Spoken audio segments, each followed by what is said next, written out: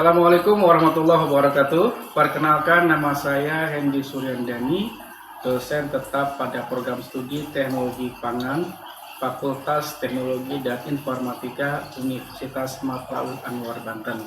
Pada kesempatan ini, saya akan menampilkan video yang merupakan pernyataan diri dosen unjuk kerja Tridharma Perguruan Tinggi yang menjadi salah satu syarat dalam mengikuti sertifikasi dosen tahun 2025.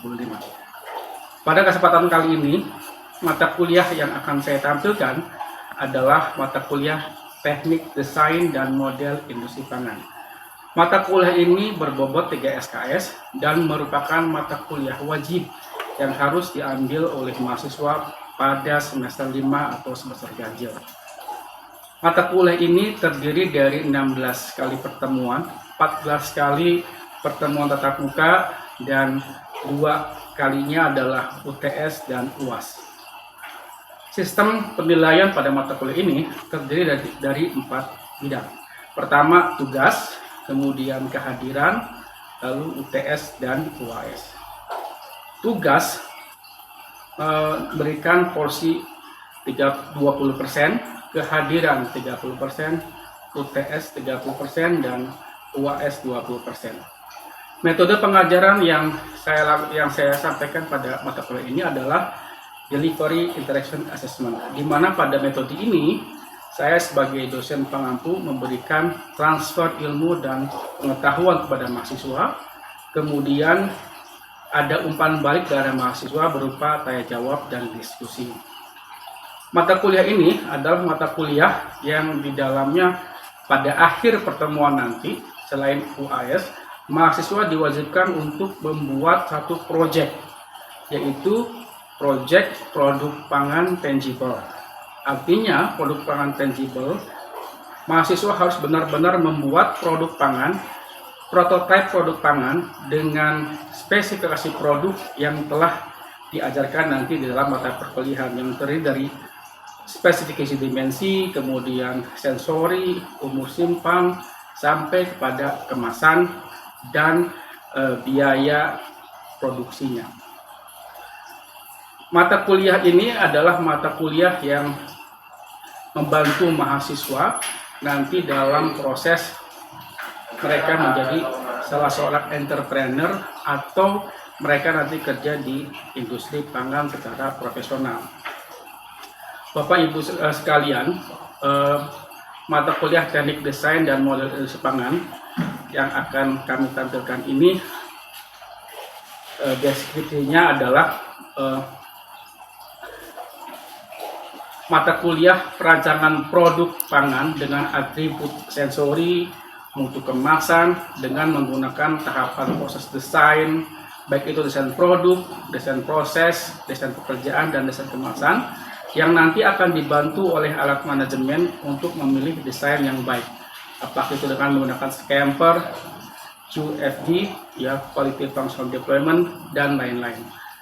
Capaian yang ingin dicapai pada mata kuliah ini adalah mahasiswa diharapkan mampu memiliki dan menerapkan ilmu pengetahuan dan teknologi dalam merekayasa produk pangan. Kemudian mereka juga diharapkan memiliki keterampilan dan dalam pengimplementasian prinsip-prinsip ilmu pangan, ilmu komputerisasi, ilmu statistik untuk mencari solusi di bidang ilmu dan teknologi pangan berkaitan dengan desain dan rancangan produk pangan. Bapak Ibu sekalian, lebih detail nanti kami akan sampaikan video pengajaran mata kuliah Teknik Desain dan Model Pangan ini dalam video pembelajaran yang akan kami tampilkan berikut. Terima kasih. Assalamualaikum warahmatullahi wabarakatuh.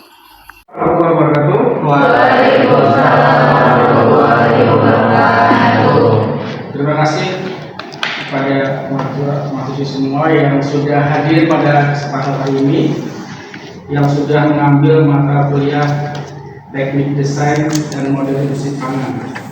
Jadi saya akan terangkan dulu pada pertemuan kali ini berkaitan dengan secara ringkas berkaitan dengan perkuliahan kita ke depan selama 14 kali pertemuan, dan tentu kita akan diskusi juga, sepakati juga tentang kontrak kuliah. Oke, jadi teknik desain model industri pangan ini adalah mata kuliah wajib yang wajib diambil oleh mahasiswa pada saat dia masuk ke semester 5 ya. Jadi mata kuliah ini kita akan mendesain produk pangan. Nanti ada tugas khusus per kelompok di akhir pertemuan. Anda harus membuat produk pangan tangible, artinya produk pangan yang ada bentuknya, ada rasanya, ada kemasannya, ada labelnya secara lengkap. Jadi selama fase pertemuan nanti kita akan diskusi tentang bagaimana desain produk, apa desain produknya, desain proses, desain pekerjaan, ya, termasuk juga nanti akan ada positioning produk dengan produk serupa di lapangan. Itu yang pertama tentang deskripsi kuliah. Ada yang mau ditanyain nggak? Cukup nanti ya. Oke, sekarang yang kedua tentang kontrak kuliah. Jadi saya biasa menerapkan Anda masuk paling boleh telat 15 menit setelah masa perkuliahan berlangsung. Ya, jadi 15 menit Anda telat, Anda tidak boleh masuk kuliah. Keberatan nggak? Tidak. Ada keberatan boleh kalau masalah Pak 10 menit, Pak setengah jam, setengah jam ada apa-apa. Jadi 15 menit Anda boleh telat dan boleh masuk mengikuti mata kuliah. Tapi jangan sampai 15 menit ya. Ini toleransi dari saya 15 menit karena Anda mungkin jauh dari tempat kos, tempat rumah, gitu ya. Jadi 15 menit. Yang kedua, penilaian kita ada tugas, ada kehadiran, ada UTS, dan ada UAS. Kehadiran kita 30%. Jadi 14 kali pertemuan menyumbang 30%. Ini penilaian evaluasi. UTS kita 30% dan UAS-nya 20%. Tugas ini selain dari tugas di akhir ada tugas individu 20%. Ya. Jadi kira-kira Anda keberatan nggak dengan mata kuliah? Enggak ya? Karena yang mata kuliah sudah diterapkan di universitas ya, jadi harus itu begitu. Oke, pertemuan kali ini kita akan coba bahas tentang driving force model industri pangan. Driving force itu artinya adalah faktor pendorong. Jadi kenapa harus ada industri pangan? Kira-kira ada yang tahu kenapa harus ada industri pangan? Ada ide, ada usul, ada pendapat, ada yang sampaikan pendapat. Kenapa harus ada desain industri pangan? Kira-kira kenapa? Oke? Kenapa? Umur simpan. Umur simpan. Oke, umur simpan. Kenapa umur simpan? Semakin tua, semakin nggak laku, begitu. Persaingan, oke, persaingan. Umur simpan apa persaingan beda ya. Umur simpan ada lagi? Yang lain apa kira-kira alasan atau driving force-nya kenapa harus ada desain model industri pangan? Tadi umur simpan, terus kemudian persaingan. Oke. Ya, Karena supaya produk tersebut memiliki nilai jual yang lebih tinggi daripada sebelumnya. Nilai jual yang lebih tinggi daripada sebelumnya. Itu diapain produknya? Karena Desain redesign ya. Oke, ada redesign. Ada lagi yang mau sampaikan pendapat atau ide?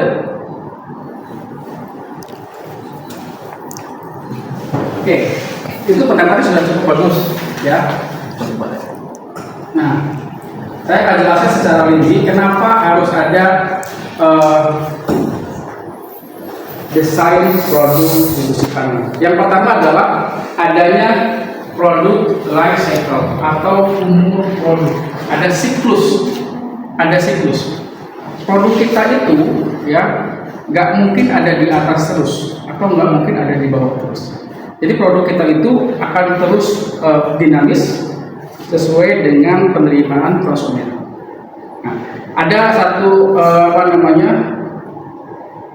siklus grafik yang saya bisa sampaikan kepada Anda semua. Saya sampaikan di sini.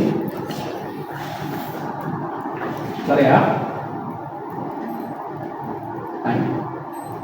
Oke. Jadi ini life cycle produk ya. Ini life cycle produk. Ini adalah siklus produk ya, siklus umur produk. Itu ada initiation, ada growth ya, ada kemudian downstream gitu ya. Jadi pada saat dia mulai launching itu ada di yang bawah di nol. Dia belum punya pasar, dia belum punya customer, dia belum punya pelanggan. Tapi kemudian setelah ada proses marketing, promosi, dia akan naik. Masa pertumbuhan, dia naik. Ya. Nah, kemudian dia naik terus sampai akhirnya orang bosan menggunakan produk itu. Nah, pada saat titik itu, pada saat di customer bosan, disitulah peran kita untuk melakukan redesign. Kalau bisa redesign. Kalau nggak bisa redesign, ya kita ganti produk. Anda mungkin pernah lihat beberapa produk yang dia tambah kecil, tambah gede, ya, kemasannya berbeda, ya, kemudian tambah rasa, ya, dan sebagainya. Contoh yang paling kita sering lihat itu adalah produk mie instan. Ada rasa soto, ada rasa rendang, ya, ada rasa apa lagi? Soto Betawi, ada rasa goreng, nah macam-macam. Itu dalam rangka apa? Menghindari kebosanan dari customer. Ya. Itu pertama. Nah, pada saat kita sudah di titik atas itu, nah itu kita harus melakukan desain memikirkan, karena itu adalah titik di mana customer sudah mulai jenuh dan kompetitor selalu membayangi produk kita pada titik. Jadi pada saat dia decline, ya kita nggak turun drastis, tapi kita ada redesign. Jadi ini alasan pertama, setiap produk pasti punya umur siklus, umur produk. Kalau kita nggak lakukan redesign, maka produk kita akan ditinggalkan sama customer. Oke, jadi itu driving force yang pertama, ya.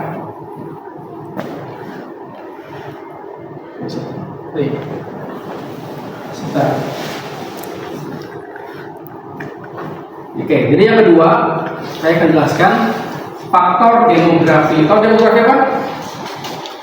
Demografi apa tuh? Demografi itu adalah komposisi penduduk, laki-laki, perempuan, anak-anak, dewasa, ya, orang tua, itu demografi. Demografi itu nanti akan mendorong industri untuk mendesain produk yang sesuai dengan kebutuhan mereka. Misalkan untuk anak-anak balita kita ada susu pertumbuhan, ya, susu untuk bayi, susu untuk anak remaja, susu untuk orang tua. Ya, orang tua kan biasanya dia ada penyakit tuh kalau udah tua, ya, osteoporosis dan sebagainya. Itu akan mendorong industri untuk melakukan desain model produk seperti itu. Ya, itu demografi. Laki-laki, perempuan, atau sekarang kan lagi musim perempuan karir, yang mungkin mbak-mbaknya mahasiswa kita kalau sudah lulus mau jadi wanita karir, nggak sempat nyiapin makan, nggak sempat beresin rumah, ya apalagi buat nyiapin makan, maka itu akan mendorong industri untuk menciptakan makanan instan, rendang instan, daging instan, ya, nasi instan, bumbu instan. Itu akan bumbu instan sekarang sudah pada lihat ya. Jadi itu salah satu pendorong driving force model desain model musim pangan demografi. Ada yang mau tanyain nggak? Ada sini. Lain? Cukup jelas ini? Yang ketiga gaya hidup. Kayak gitu.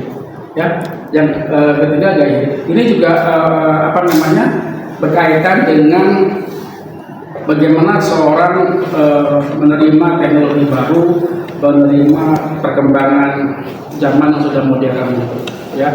Jadi kalau dulu mungkin masak. Kalau dulu mungkin produk pangannya itu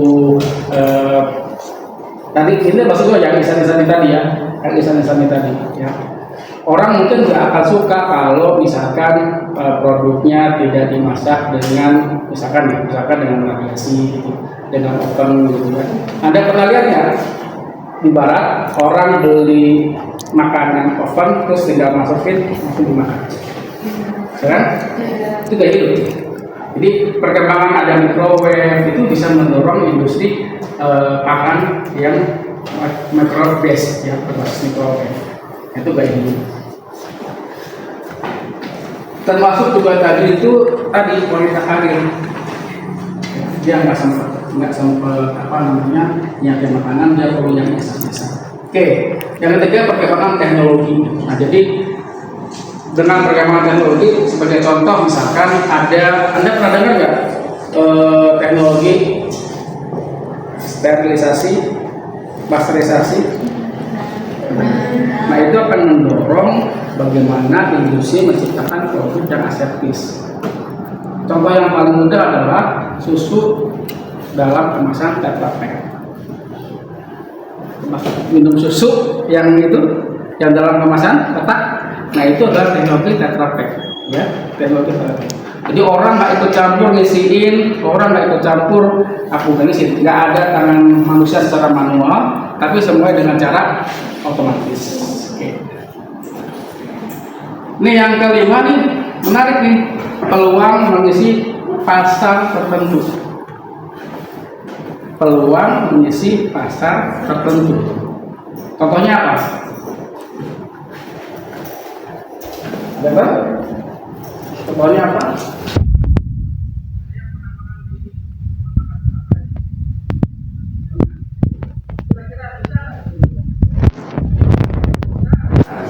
Itulah kemudian ada tepung fried chicken, ada kentang yang biasa dijual di rumah makan cepat saji, ada bumbu rendang, ada bumbu balado.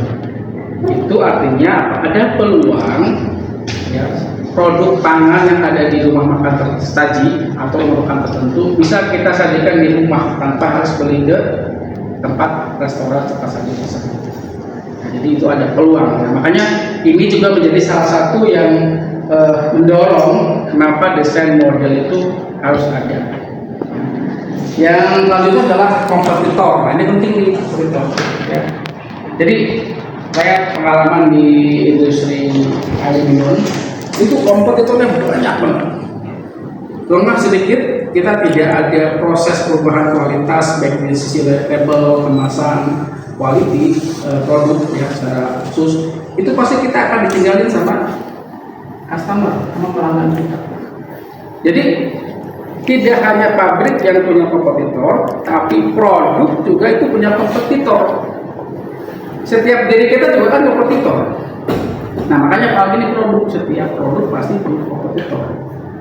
Nah, ini bahaya, produk itu sudah punya siklus umur. Yang kedua, ada kompetitor. Jadi makanya kenapa harus ada desain produk pangan, industri pangan. Oke, jadi inilah driving force food model design. Kenapa dia harus ada di mana-mana. Ada yang mau ditanyakan sampai sini?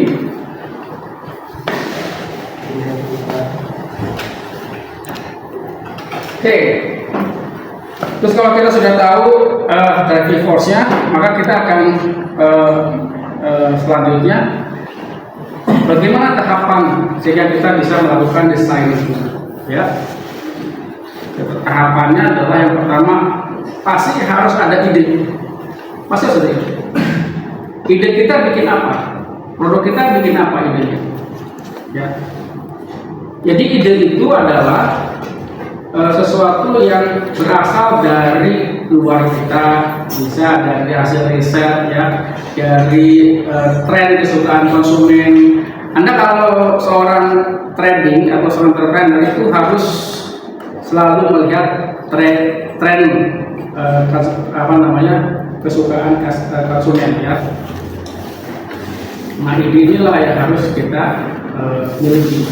Jadi Nanti Anda keluar sebagai ahli teknologi pangan, tentunya harus punya ide yang cukup banyak agar bisa membuat desain model yang sesuai dengan tren, sesuai dengan perilaku konsumen, ya, sesuai dengan perkembangan teknologi dan sebagainya.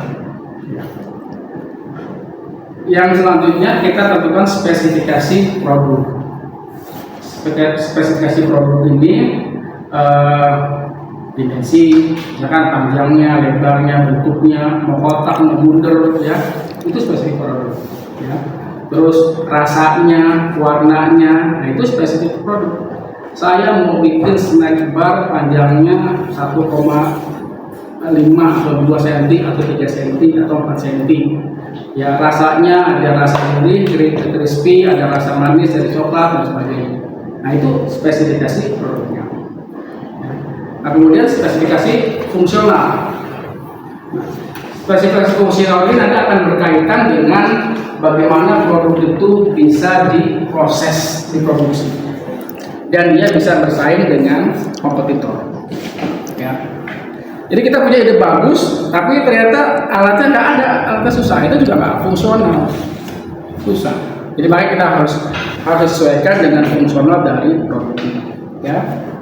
Nah, kalau kita sudah bikin spesifikasi produknya, sudah spesifikasi fungsional sudah, nanti kita review kira-kira dengan spesifikasi seperti ini bagus nggak gitu, ya.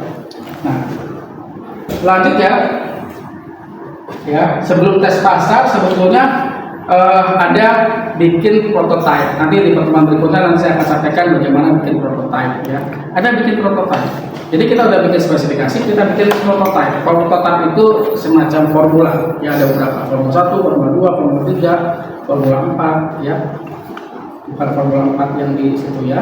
Ini formula dari produk. Nah, jadi kita akan pilih prototype itu yang sesuai, yang paling banyak diminati oleh customer, oleh pelanggan, oleh kompetitor. Bagaimana caranya? Tes pasar. Ya. Coba kita tes pasar. Kita lempar produk kita, ya. Mana prototipe yang paling disukai, diminati oleh pembeli, oleh customer, oleh calon pembeli. Makanya di teknologi pangan ini ada mata kuliah sensori. Ya, kita bisa tahu bagaimana cara menguji tingkat kesukaan customer terhadap produk. Ya. Oke, setelah ini sudah tes pasar, nanti kita akan pilih mana prototipe yang paling bagus. Barulah kemudian tahap selanjutnya kita akan lakukan scale up, proses pembelajaran. Ya. Tempel lagi ke pasar, evaluasi, nanti baru akan kita dapatkan formula atau desain produk yang paling sesuai. Ada pertanyaan? Jadi ini ya, pertemuan kita hari ini adalah tadi kita membahas tentang bagaimana model itu di driver, ya, di driving, ya, di apa, di faktor berhubungnya apa saja.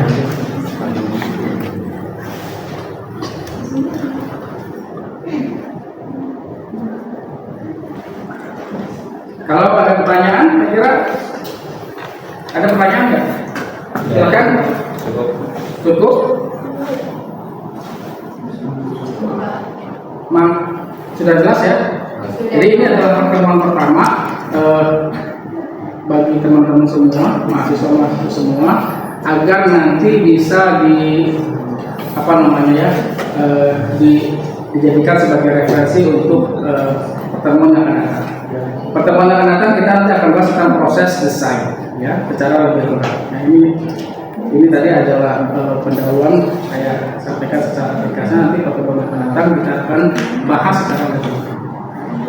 Oke, kalau nggak ada, saya akan review pertemuan mata kuliah kita hari ini. Yang pertama, ya, bahwa desain model industri pangan itu di-driving oleh diantaranya umur siklus produk, kemudian demografi, kemudian juga ada gaya hidup, ada perkembangan teknologi, dan ada kebutuhan mengisi kebutuhan pasar khusus.